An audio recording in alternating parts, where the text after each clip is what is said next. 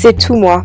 9 mois après être revenue d'Inde, 9 mois après m'être initiée pour la première fois à la préparation du chai tea, je décide enfin de poster la vidéo. C'est comme les vlogs, ils mettent un petit peu de temps à arriver, mais ça va arriver.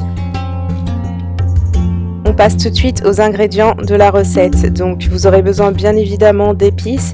Tout le détail sera dans la barre d'infos ou alors dans mon article que j'ai dédié au chai tea sur mon blog. Vous trouvez très facilement tous ces ingrédients dans les épiceries indiennes, exotiques, asiatiques. Vous pouvez aussi trouver ça, je pense, de plus en plus dans les grandes surfaces. Donc ici, on a la cardamone qu'on va écraser. Donc j'utilise mon pilon avec le mortier pour écraser ça au mieux.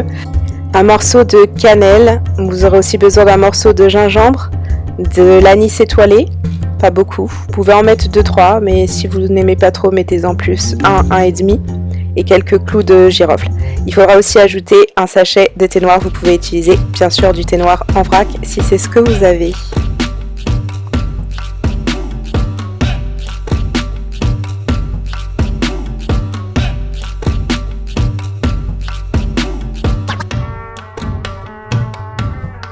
Allez, on passe à la pratique. Veuillez excuser ma lenteur et ma voix un petit peu bizarre, inhabituelle. Je suis en train de tomber malade pour la 2e fois en 2 semaines. C'est cool, c'est de saison. Donc on va mettre toutes les épices dans l'eau.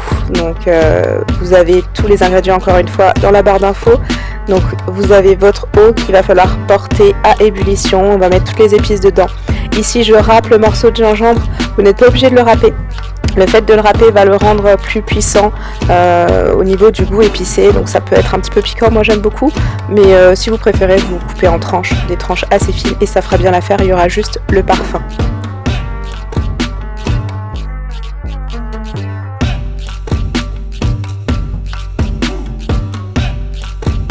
Magie du montage, l'ébullition est déjà là et l'odeur des épices embaume toute la cuisine.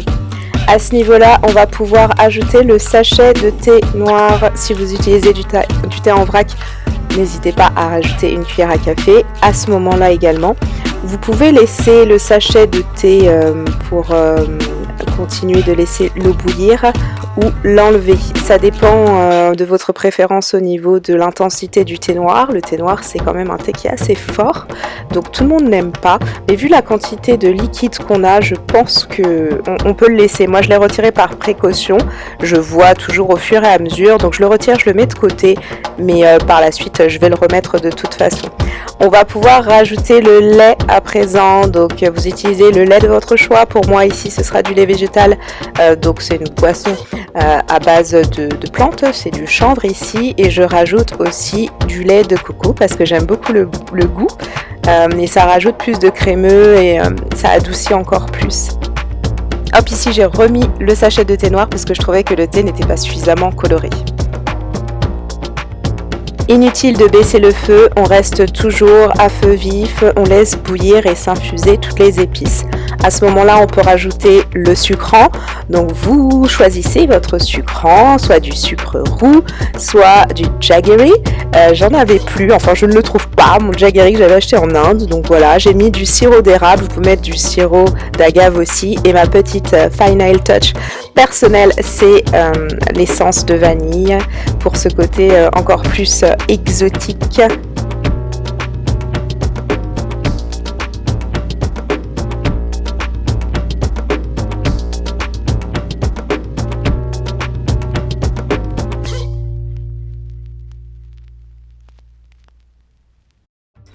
Traditionnellement, on laisse monter le lait 3 fois, donc à force de bouillir, il va monter.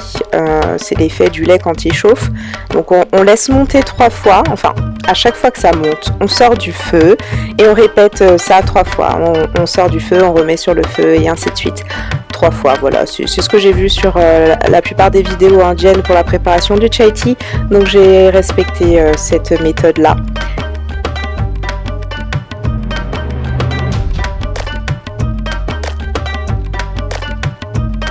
Comme je le disais dans mon article, en Inde, je n'ai pas goûté au chai tea. C'est bizarre hein, comme façon de faire, mais j'avais vraiment trop peur de tomber sur un chai avec du lait de vache. Ça m'aurait rendu malade, donc j'ai préféré ne pas tester. et j'aurais vraiment aimé en fait pouvoir le faire avec des personnes sur place directement, ça aurait été super intéressant. Mais voilà, sachez aussi qu'avec cette recette, moi je mets cette quantité là de lait, mais vous pouvez mettre bien plus de lait si vous préférez quelque chose de plus crémeux, de plus consistant.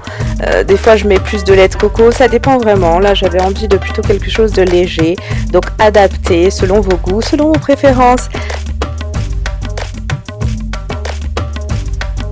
Une fois servi, je vérifie le côté sucré du thé et je rajoute, donc c'est ce que j'ai fait hors caméra, j'ai rajouté encore une cuillère à soupe de sirop d'érable parce que c'était pas suffisamment à mon goût.